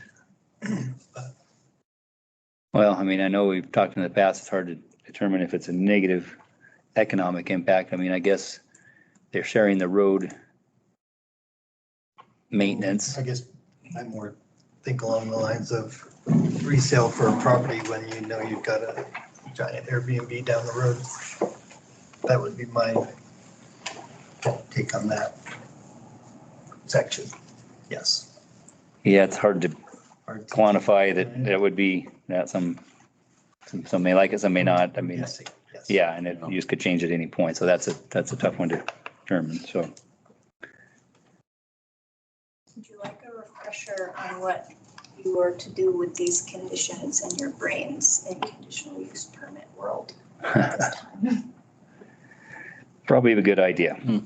So remember when you have all of these conditions and you're trying to figure out if they can be affirmatively met, that if you can come up with any interesting recommendations or ideas that they could be met by addressing them, going back to the drawing board in some way or working with the neighbors, you can ask that happen to see if improvement to make those be affirmatively met can be found. And only if you reach the point where you cannot imagine any possibility where every single one of those are met, can you start the conversation about denial.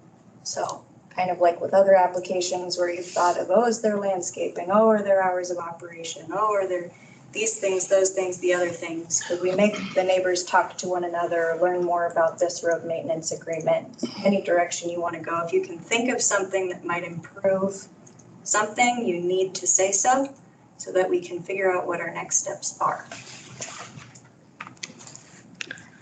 All right. Well, the road agreement sounds like there's nothing there. I mean, there's no paperwork. Doesn't sound like everybody really knows what the cost is gonna be on any given day or any given year. I mean, I don't know how you're gonna operate it. Yeah, kind of something for them to. Yeah, would be true. I mean, there may be something there that they just share. I mean, without the easement, and it's hard to say. Yeah.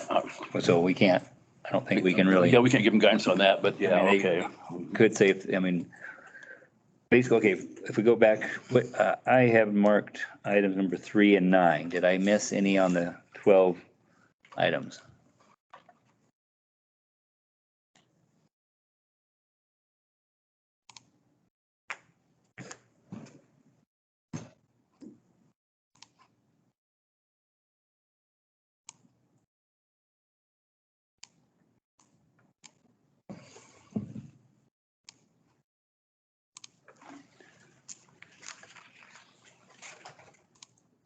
I think those two are the most critical ones.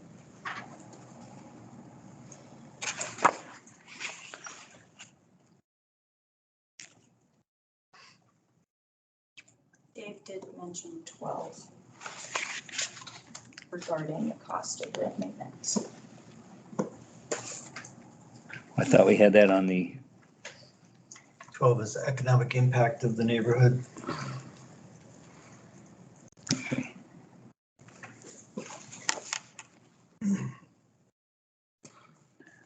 So if we address those items and see if there is a way that it would be able to come to be satisfied.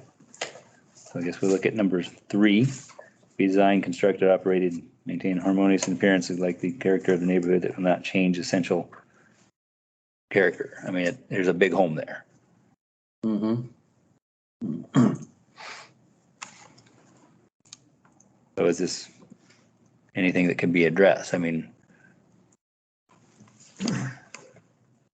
As far as the restriction on the amount of renters that you'd have in there, or what do you mean? well, yeah, that's what I'm just saying. I mean, I think we address it in I- denying the CUP. It's as good as we get. but is there a way to correct it? I think is what, Lower the amount of possible renters that you'd have in any given time, or you mean something like that, or, yeah. I mean, what do you, your feeling of, is there something that we could do as a suggestion or a condition of approval that would correct that? Now, we can't just go down and say 10, that's basically in essence denying the application. Right. I mean, it would be more of, is there something that we could do that would help with that item?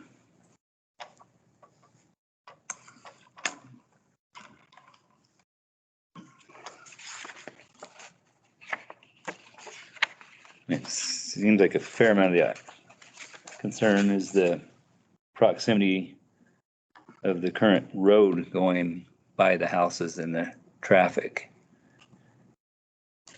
So And I think that probably would affect a couple of these items, if not all 3. I mean, there's obviously the size of the house and the amount of people, but, and I don't know, In the public comment, there was talk about the gate that is not actually on the property. Do you? So the other gentleman on the gate, I think, you made a comment Yeah. about that. Okay, yeah. Does everybody go through the same gate, I guess, or, well, I don't know. I think that's just at the end of that property going into that one, but it's still apparently on this other property. Do you not see the gate identified on their plans? So I can verify. In relation to the property boundary.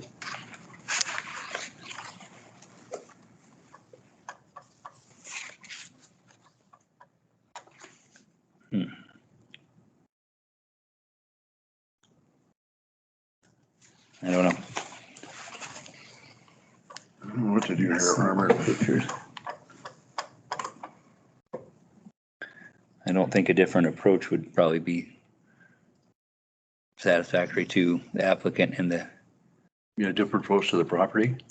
yeah, I doubt that would fly. As far as moving the road off, because if you look at the map, moving it off towards the, I guess it'd be the west and away from the houses. There was along the boundary line, but again, that would be a discussion with them, so I don't know if that would be even something that they would discuss that would, I mean, you're still gonna have the house there with the amount of people, but definitely seems like the traffic is a big item. Mhm.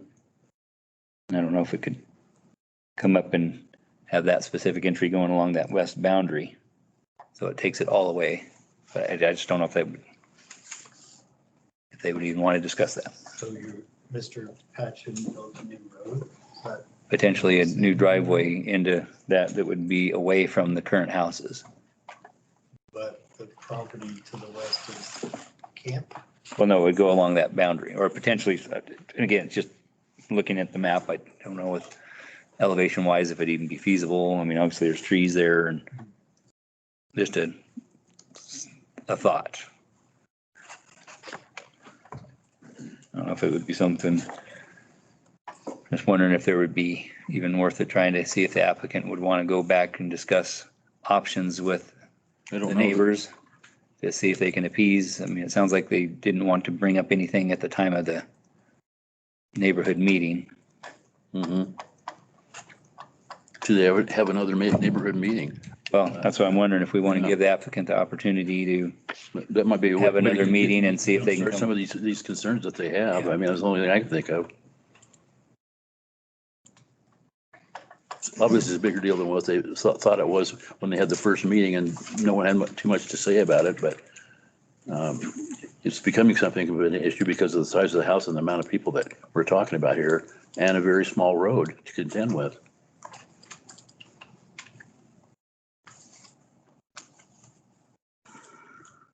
I like that idea. I think there is a benefit for them now that everything's out there for them to meet again and see if they can have some compromises between the neighborhood. I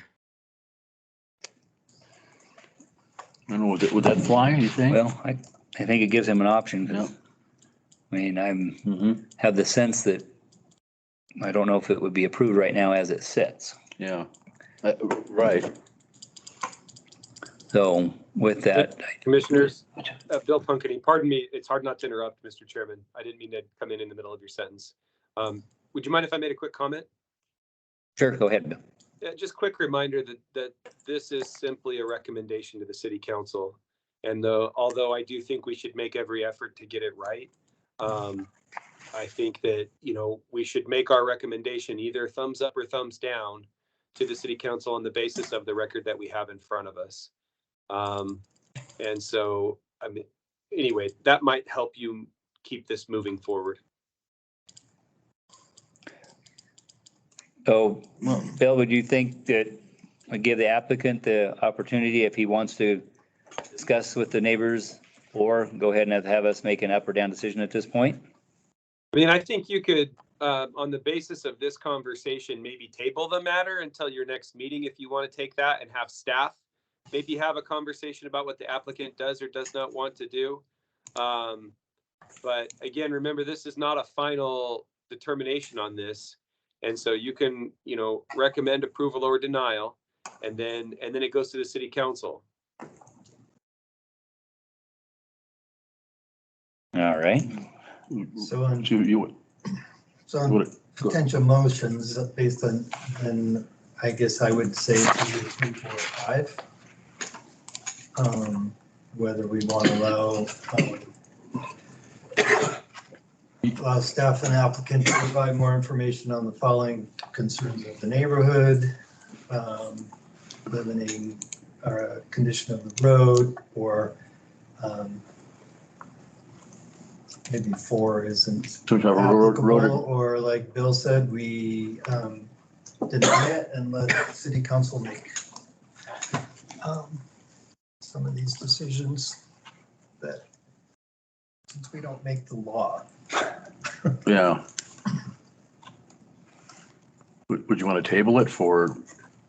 I mean, I'm leaning, I'd like to at least give the applicant the opportunity to, I think more concerns have come out from the neighbors, and give them an opportunity to potentially correct or alleviate some of those.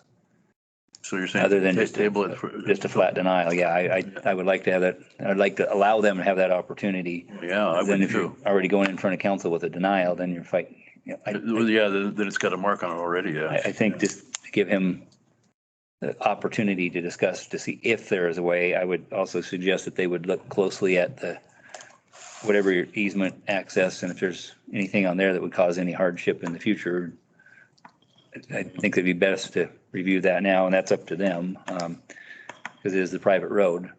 But I would like to give the applicant at least that opportunity. So that's the way I'm leaning. I am too.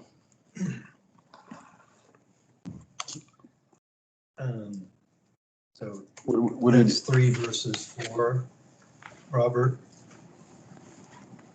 We don't want to reopen the public hearing. But if you wanted to.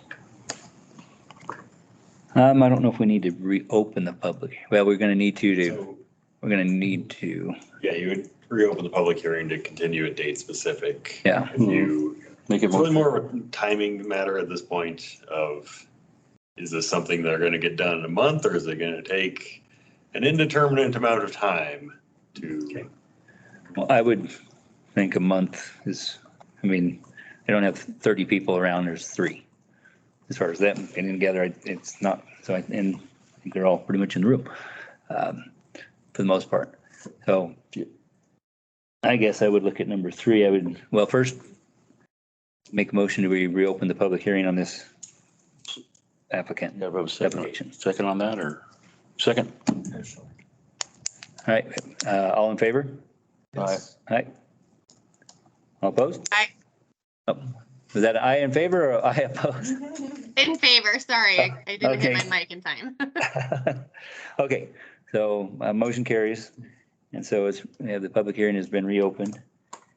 And now I have been thinking that I make a motion to continue CP 2308 to the December 5th meeting to allow time for the staff and the applicant to provide more information regarding the road and have applicant have more time to discuss items with the neighbors and then come back to us or neighbors. Period. Do you second that or do you, Yeah. opportunity for discussion from public hearing or for anybody else? No, we're not opening that part back. Okay, It's I'll just gonna get. second that, yeah. Okay, we have a motion and a second to continue the meeting as stated. All in favor? Aye. Aye.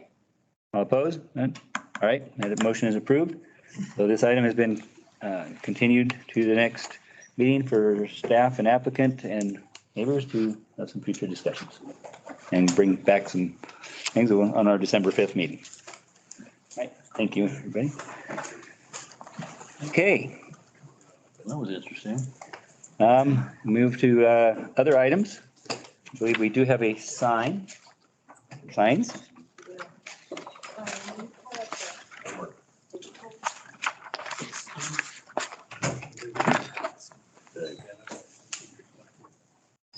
Got the boot.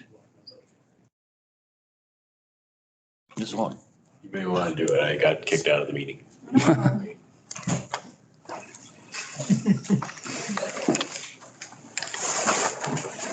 Not bad. On the last page, it says placeholder on the, and there, No, we have an actual picture. you do, okay. Get him. 3. Ah, Ah, okay. Here it is. So, Hometown Pizza and Pubs has changed hands. The new owner is re-imaging most of the signage and adding some different signage.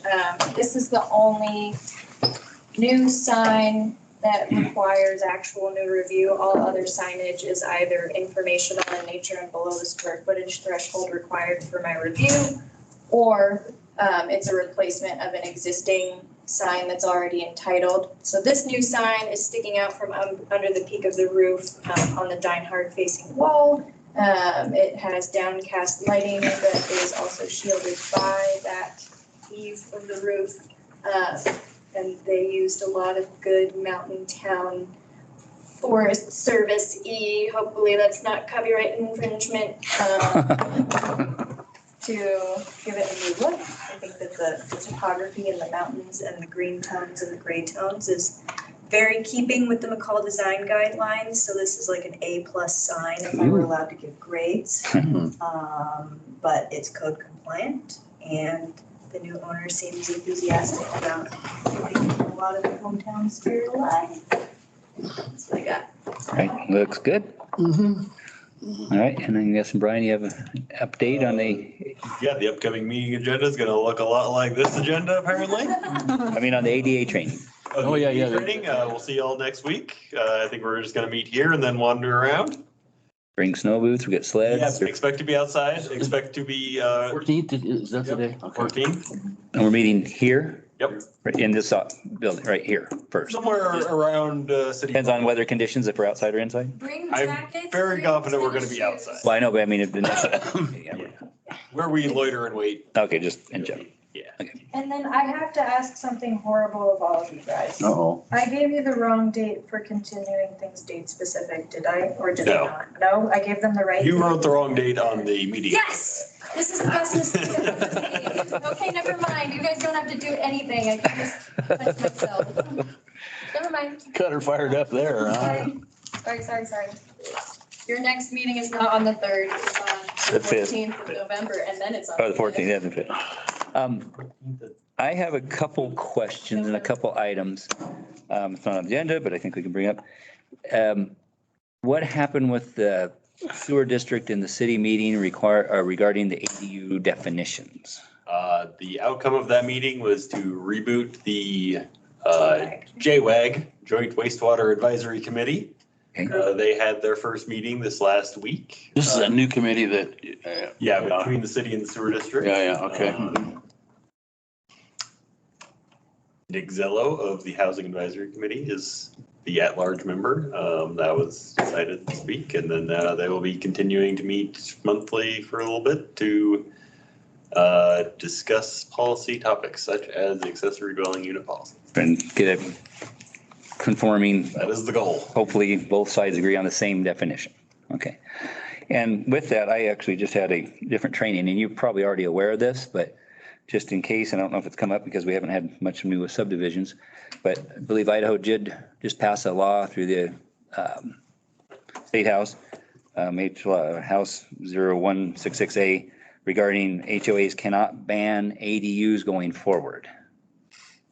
So I think it's just, I mean, you're probably already aware of that with the law changes, but I guess it's something to, in the future, for us to keep an eye out, or like the staff just.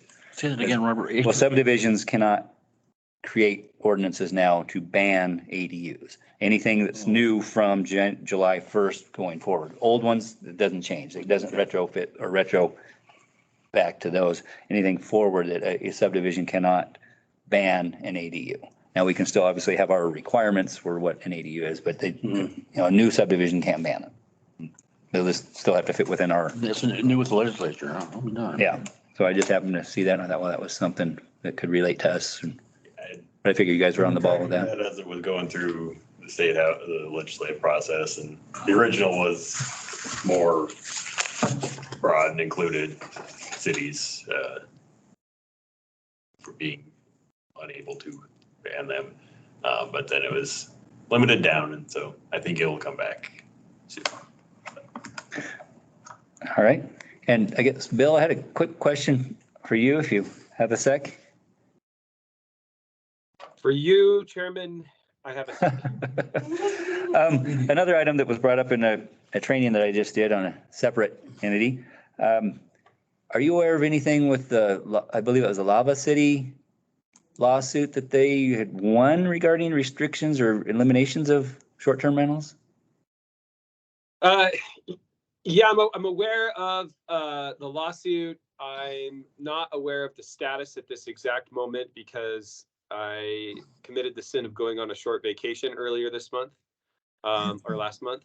And so why don't you let me follow up on that, and then I can report on that at your next meeting. Okay. Yeah, I had heard that they won it, which makes it interesting, but I'm not sure if it's under appeal. I'm guessing it will be, but yeah, whatever status you get, it would be good to kind of see where that's at. Just will do. For future. Mm-hmm. All right, that's everything I've had. With that, Tony, we'll let you do. I make a motion that we adjourn the meeting at 6:29. Clock's right. Second, anybody? Second. Motion and a second to adjourn the meeting. All in favor? Ram that one right through. All right. All opposed? Hearing none, we are adjourned. Okay. I've not yet voted. You got time to vote. It only takes about 10 seconds. Thanks, everyone. You got a bad ballot. Mine was only. Well, actually, 3 items. You had vote 2 things for the